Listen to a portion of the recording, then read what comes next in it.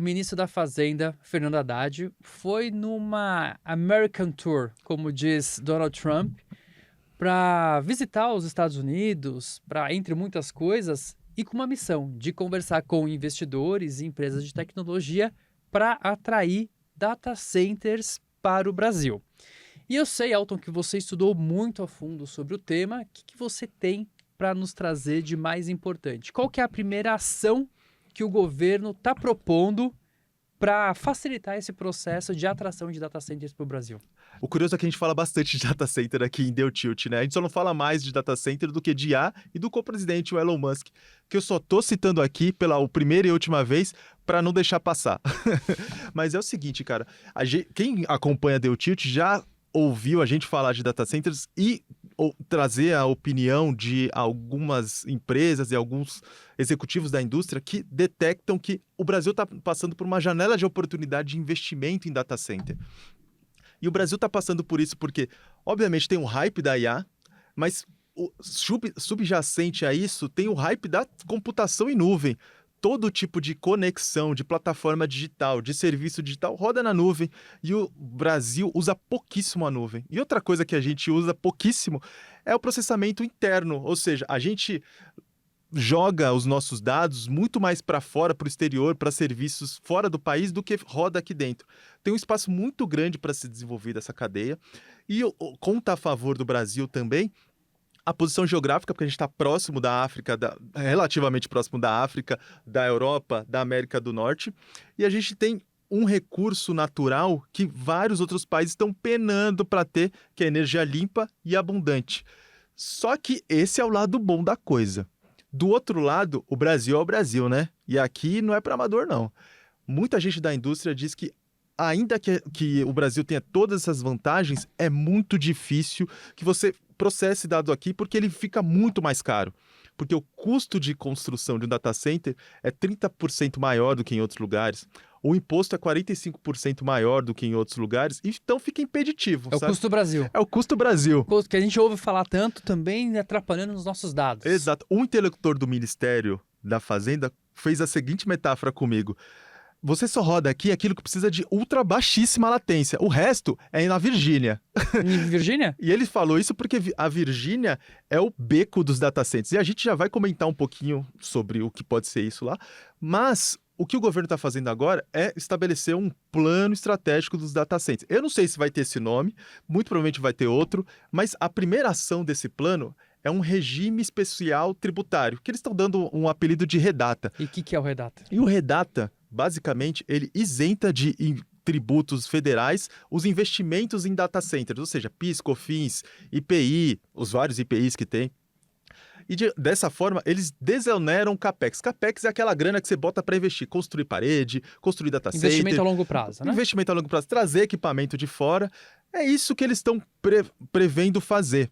Mas não vai ser de graça não, Diogo. E o que eles estão prevendo com esse retorno de investimento? Porque eu ouvi falar na ordem de 2 trilhões em 10 anos. É muita coisa. Pois é, muita coisa. Eu nem sei quantos zeros tem nesse número aí, mas eu vi os cálculos, falei com a pessoa que fez esse cálculo, e não parece uma coisa muito desproporcional. Porque o cálculo que eles fazem é o seguinte, o data center, a potência dele é medida em potência energética, em megawatt.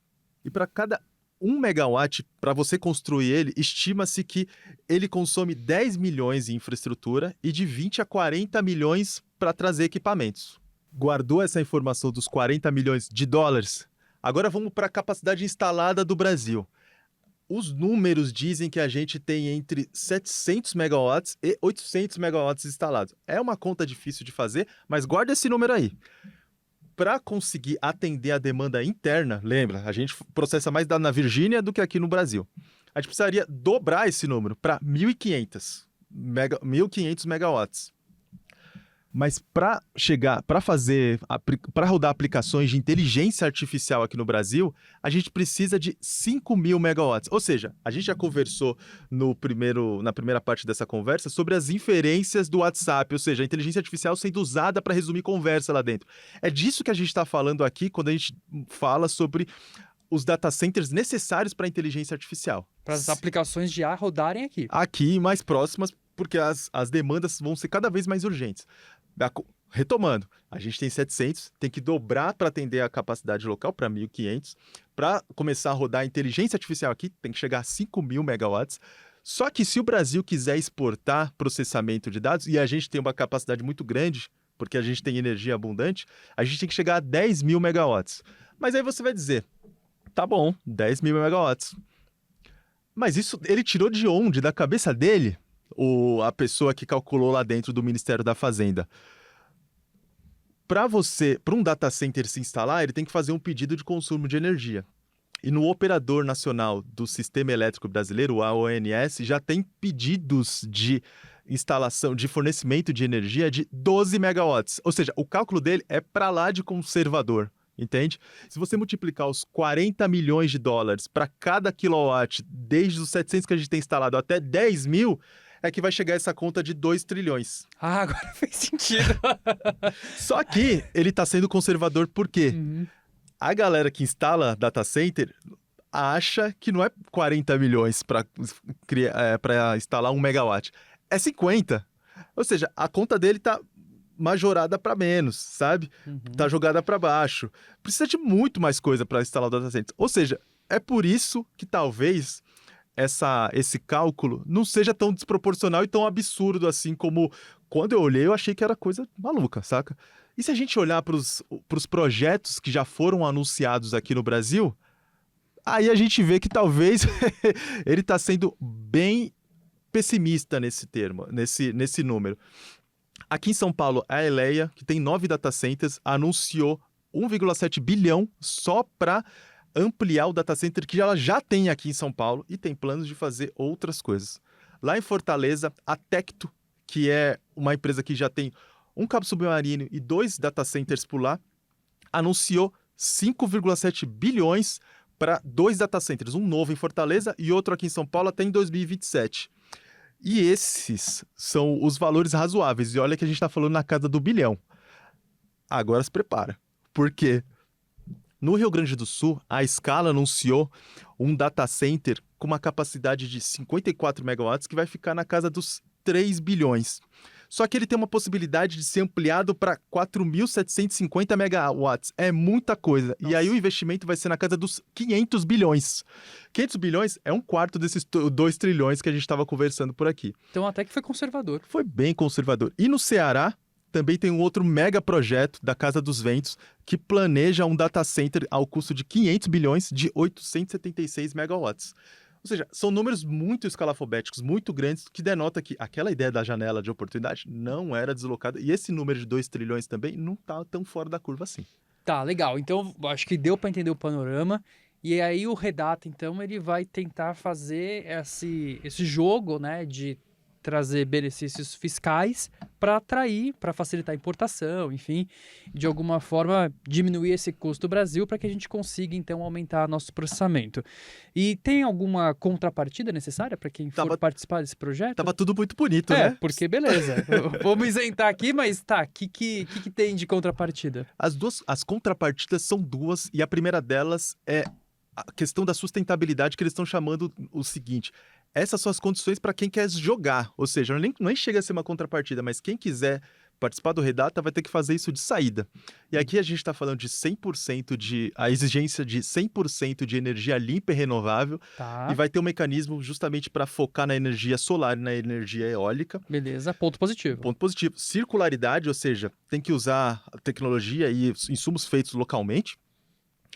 0 consumo de água, ou seja, tudo que consumir de água tem que ser de alguma forma reposto na natureza. E já tem algumas empresas que falam disso, é o tal do zero wasting. 0 consumo de carbono e no escopo 1 e 2. Aí eu fui ver o que é o escopo 1 e 2. O 1 é o seguinte: você tem que zerar o seu consumo de carbono nas emissões de energia que você tem. E você também tem que zerar o seu consumo de carbono da energia que você compra. Mas como que você se responsabiliza pela energia que outra entidade criou? Outra entidade gerou? Às vezes você não consegue. Às vezes é uma empresa que não tem métodos de ESG tão assentados assim. E isso foi feito para fomentar a compra de crédito de carbono aqui no Brasil. Ou seja, já tem uma externalidade positiva. Mas isso são as regras para quem quiser participar. São as regras do jogo. E eu acho que é importante que você trouxe isso, porque é algo que comecei a me fazer de pergunta, porque a gente já discutiu aqui, deu tilt bastante sobre data centers e tal, e como o data center, muitas vezes, eles começam a competir com comunidades locais por recursos, e tem lugares, cidades, que basicamente os data centers estão sendo expulsos, ninguém quer mais lá, justamente por conta do impacto ambiental e social. Então, aparentemente, do ponto de saída, já estão se pensando nessas possíveis externalidades negativas e formas de mitigá-las, então. Exato. Foi bom você trazer a comunidade, porque tem uma outra contrapartida que diz respeito a uma comunidade, mas a gente está falando da comunidade acadêmica e a comunidade desenvolvedora, sabe? Uma dessas contrapartidas exige que quem participar do Redata destine 2% do faturamento para o Fundo Nacional de Desenvolvimento em Tecnologia e Industrial. E esse fundo vai começar a fomentar pesquisa e desenvolvimento industrial para coisas relacionadas a data center. Resfriamento líquido, algoritmo de otimização de uso de dados e por aí vai. E aí a outra contrapartida é: os data centers que se instalarem aqui no Brasil, eles vão ter que disponibilizar 10% da sua capacidade computacional a players locais, seja instituto de pesquisa, seja startup, seja empresa local. E aquelas empresas que não têm modalidade de venda, porque assim, pensa se a Meta instalar o data center aqui, ela não vende capacidade computacional, mas ela pode doar parte dessa capacidade computacional. E isso já vai contar para efeitos de contrapartida. Mas aí ela não precisa doar 10%. Ela pode doar 5%, aí conta dobrado, 10%. Se doar, doado, conta o dobro. Sim. Tá. Aí ela pode doar 2%, conta 4%, e aí ela vende os outros 6%. Dá para fazer algumas mecânicas assim. Interessante. Mas assim, eu li também que assim, teve vários movimentos de se pensar essa criação de data centers em alguns lugares, né? Principalmente no Nordeste e tal. Como que tá? Tem alguma tensão, assim, vindo com o Redata, com essas outras modalidades? Pô, data center usa energia, então claro que tem tensão, né? Pô, essa foi boa, hein? Essa foi ligeiro.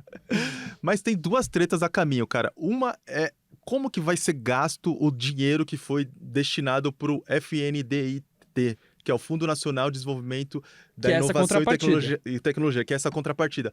Porque o dinheiro entra lá, mas ele não está carimbado, ou seja, o real que entra por lá não vem carimbado falando assim, esse dinheiro tem que ir para a pesquisa. A partir do momento que ele entra num fundo, é como quando você parte tomate e joga no molho. Você não sabe mais qual o tomate que você partiu ou que eu parti, sabe? Ele vai ser destinado para outras finalidades. O governo está agora pensando numa forma de tentar direcionar esse recurso para a finalidade que ele tem, mas ainda não é muito claro como isso vai acontecer. A outra treta é o seguinte: o Redata ele traz benefícios fiscais para lá de atrativos, mas do ponto de vista federal. No Brasil, a gente tem há muito tempo as zonas de processamento especial, as ZPS, que retiram boa parte da carga tributária para atrair empresas que vão exportar produtos. Ou seja, produtos físicos. É uma plataforma de exportação. Só que há um tempo atrás mudaram a lei e permitiram serviços ali. E boa parte dos gestores viram nisso a possibilidade de instalar data center ali, com vistas a processamento para dados que serão exportados. Ou seja, vender capacidade de processamento para estrangeiros. Exato. Não para ser usado no Brasil. Exato. Nem pode. Só que o Redata, ao chegar, ele faz com que o esforço desses governos pode ter se tornado inócuo, porque eles fizeram um baita do esforço, fizeram investimento, atração de investidores, e agora chega um regime fiscal que equipara o que eles já faziam. E o que o governo está fazendo é o seguinte: olha, a gente não quer inibir os investidores, mas a gente também não quer incentivar esse tipo de coisa, porque, inclusive, uma das funções do Redata é destinar capacidade internamente, e dentro das EPS não dá para fazer isso. Ou seja, esse já é um ponto de fricção, inclusive porque os governos que fizeram isso são da base de apoio do governo. Mas é uma treta que a gente vai acompanhar nos próximos capítulos. Por enquanto, o que a gente tem é esse plano chegando ao Congresso por meio de uma medida provisória e as discussões que vão ser travadas por lá. Tá, e chega imagino eu, né, agora, não sei se você conversou com alguém, mas imagino eu que chega como medida provisória justamente porque um projeto de lei seria mais demorado. Seria muito mais demorado e o governo tem a impressão de que não dá para discutir algumas coisas. Porque senão perde o timing Você também. perde o time da janela, a janela está se fechando, Uhum. mas logo na sequência da medida provisória já vai ser soltada a regulamentação do Redata e depois vão vir as outras etapas do plano estratégico de data center. Ou seja, muito provavelmente em Deu Tilt a gente vai voltar a falar sobre isso. Boa tópico. E que os 2 trilhões virem 3 trilhões, 4 trilhões. Qual